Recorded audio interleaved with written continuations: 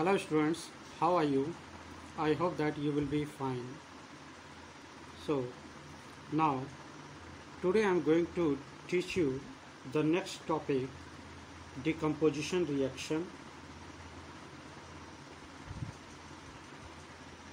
Decomposition reaction under the chapter chemical reaction and its and equation. In my previous video I have taught you about the combination reaction.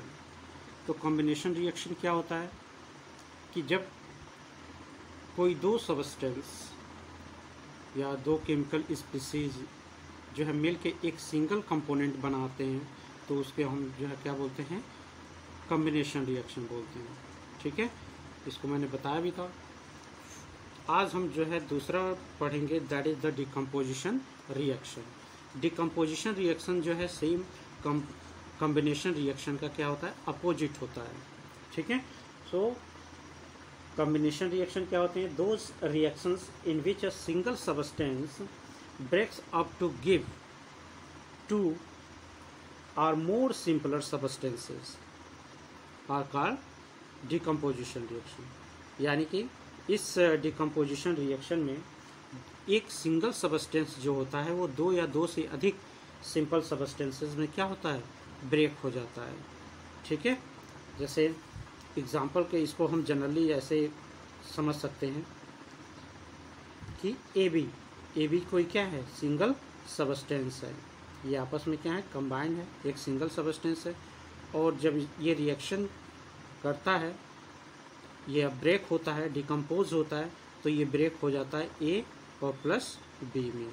ठीक है, तो हमें दो simpler substance क्या हो रहे हैं, प्राप्त हो रहे हैं। यानी कि एक सिंगल सब्सटेंस जो है जब दो या दो से अधिक सिंपलर सब्सटेंसेस में ब्रेक हो जाता है तो उस तरह के रिएक्शन को हम क्या बोलते हैं, डिकम्पोजिशन रिएक्शन बोलते हैं। ठीक है, इससे पहले वाला जो हम लोगों ने पढ़ा था वो क्या था, कॉम्बिनेशन रिएक्शन, यानी कि सेम इसी का उल्टा, यानी कि दो सिंगल अलग अलग सब्सटेंस जब रिएक्शन यानी कि कंबाइन होते हैं, मिक्स होते हैं, तो ये क्या बना लेते हैं, एक सिंगल सब्सटेंस बना लेते हैं, तो उसे नाम दिया था कॉम्बिनेशन रिएक्शन। तो यहाँ पे उसी का सेम उल्टा है कि जब कोई सिंगल सब्सटेंस जो है रिएक्शन के बाद जो है दो या दो से अधिक सिंपलर सब्सटेंसेस में ब्रेक हो जाता है, तो इस रिएक्शन को हम नाम देते हैं डिकम्पोजिशन रिएक्शन।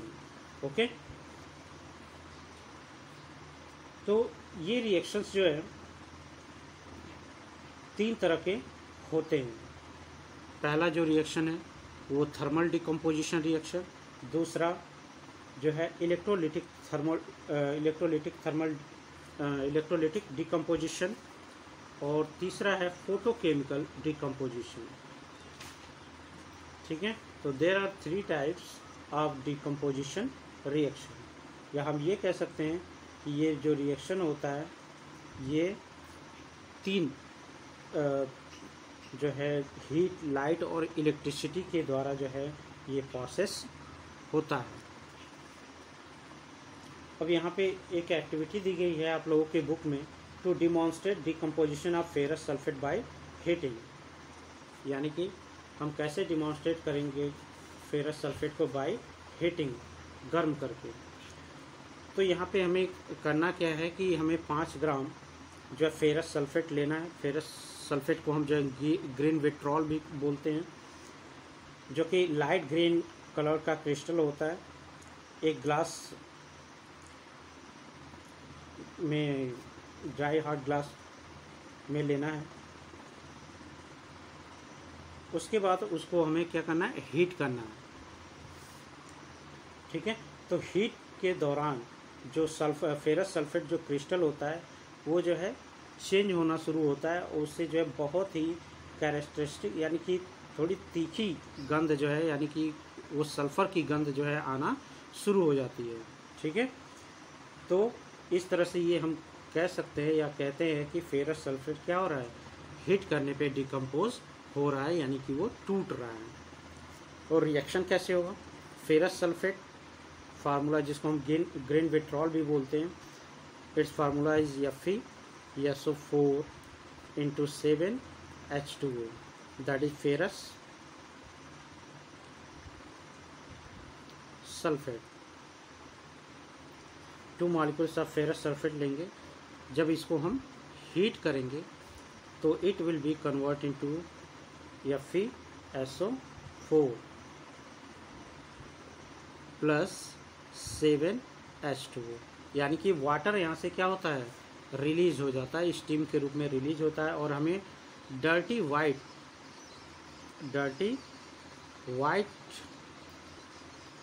कलर का पाउडर जो है हमें प्राप्त होता है, जो कि क्या होता है, फेरस सल्फेट होता है। ठीक है। अब जब हम इस फेरस सल्फेट को और गर्म करते हैं 2FeSO4 को जब हम गर्म करते हैं तो ये कन्वर्ट हो जाता है Fe2O3, that is the ferric oxide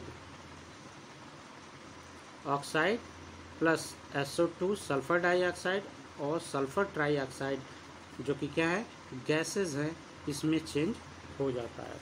ठीक है। I hope that you have understood this topic.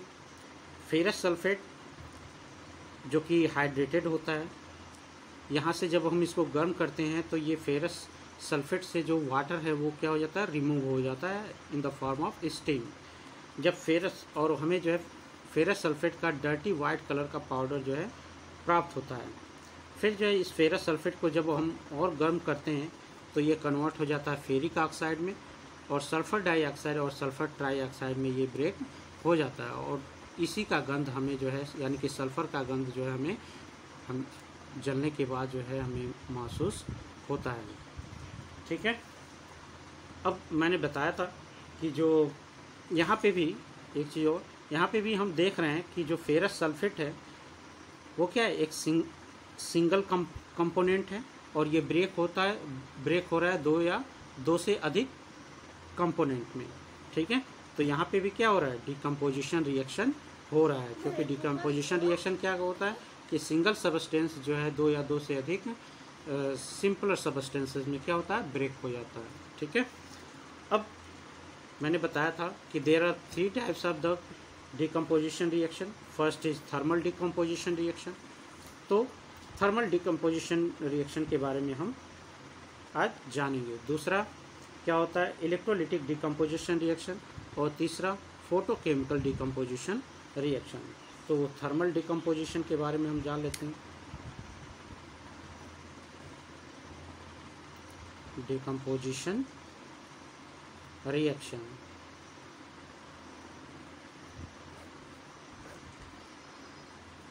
अब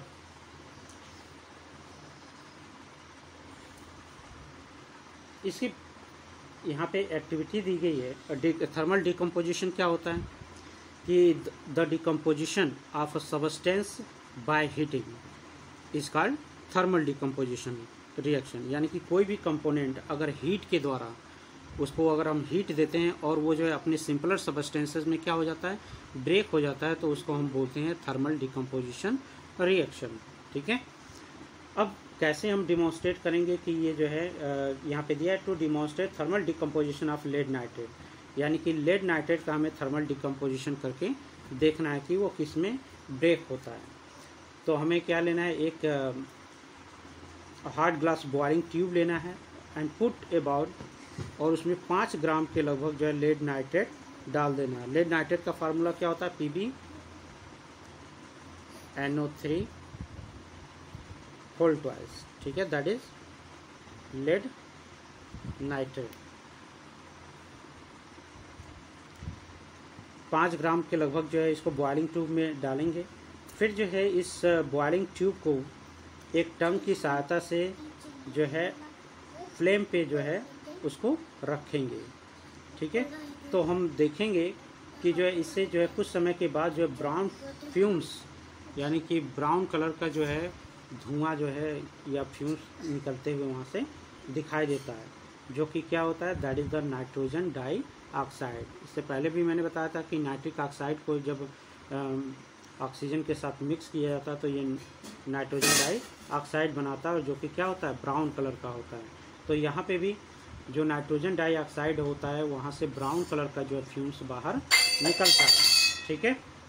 तो यहाँ पे रिएक्शन क्या होगा, लेड नाइट्रेट का हम 2 मॉलिक्यूल्स लेंगे और जब हम इसको हीट करेंगे तो ये कन्वर्ट होता है 2PbO,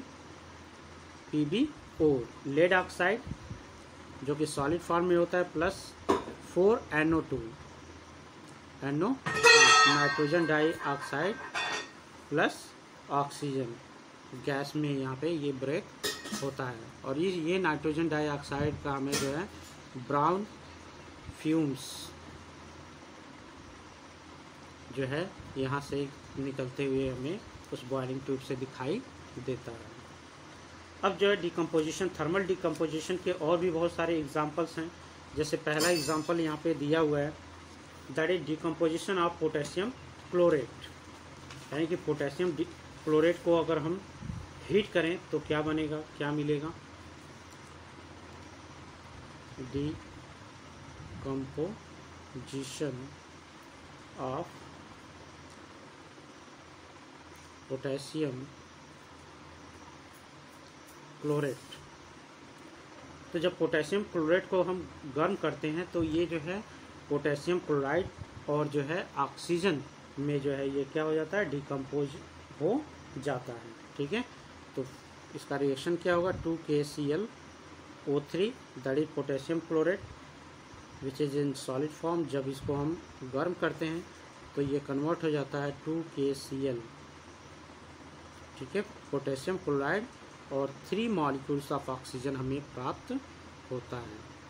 ठीक है, ये जो है लेबोरेटरी मेथड है जिसके द्वारा लेबोरेटरी में हम जो है ऑक्सीजन का निर्माण करते हैं। ठीक है, यानी कि लेबोरेटरी में हम पोटेशियम क्लोरेट के 2 मॉलिक्यूल्स को अगर हम हीट करें तो यहाँ पे 2 मॉलिक्यूल्स जो है पोटेशियम क्लोराइड बनेगा और 3 मॉलिक्यूल्स जो है ऑक्सीजन वहाँ से रिलीज होती है।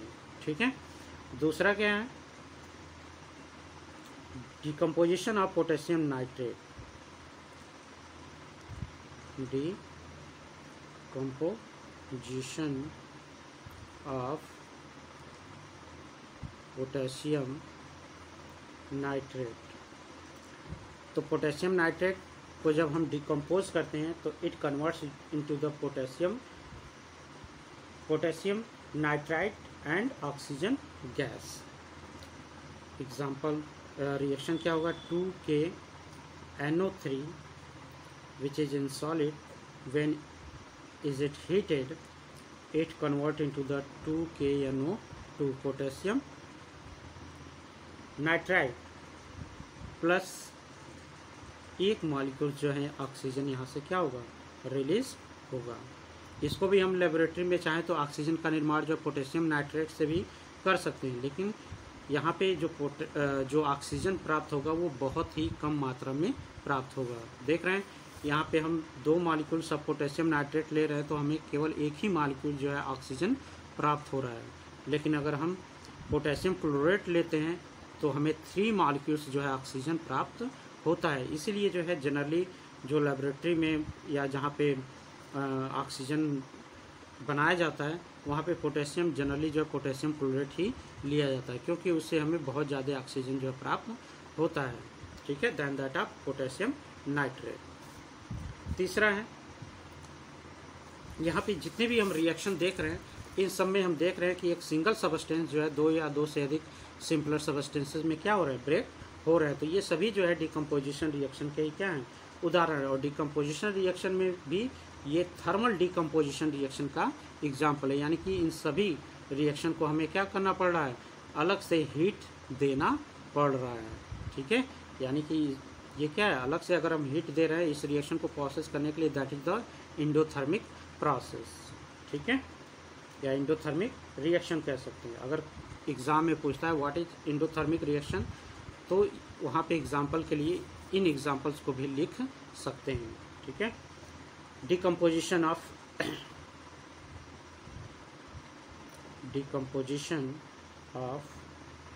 Sodium by carbonate. Sodium by carbonate का अगर हम डिकम्पोजिशन करें तो क्या होगा, तो सोडियम बाई कार्बोनेट का जब डिकम्पोजिशन होता है तो ये कन्वर्ट होता है सोडियम कार्बोनेट में, प्लस वाटर में, और वहाँ से कार्बन डाइऑक्साइड गैस जो है निकलती है। ठीक है, तो इसका रिएक्शन क्या होगा, 2NaHCO3 that is the potassium bicarbonate. जब इसको हम हीट करते हैं तो यहाँ पे सोडियम कार्बोनेट बनता है, प्लस वाटर निकलता है, प्लस कार्बन डाइऑक्साइड गैस के रूप में यहाँ पे बाहर निकलता है। ठीक है, तो यहाँ पे भी थर्मल डिकम्पोजिशन रिएक्शन हो रहा है।